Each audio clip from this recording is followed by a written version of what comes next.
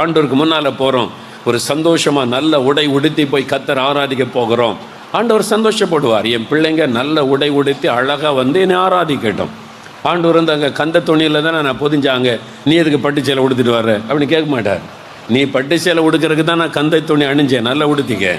அதெல்லாம் ஆண்டவர் சந்தோஷமாக இரு, நல்லா உடுத்து அழகாக உடுத்து பிள்ளைகளுக்கு நல்ல ட்ரெஸ் வாங்கி கூட. அப்போ சர்ச்சுக்கு போகிறதுக்கு ஒரு அலங்காரம் இருக்கிறது, இது நம்முடைய அலங்காரம்.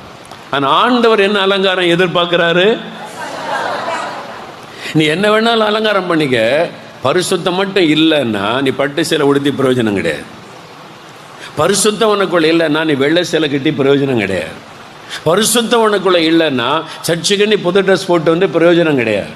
நான் அதை பார்க்கறதில்ல. அது நீ சந்தோஷப்பட, நீ அந்த ட்ரெஸ் எல்லாம் போட்டு மகிழ்ச்சி ஆலயத்தில் வந்து நிற்கிற. ஆனால் நான் சந்தோஷப்படுவது உடைய பரிசுத்த அலங்காரத்தை பார்த்து.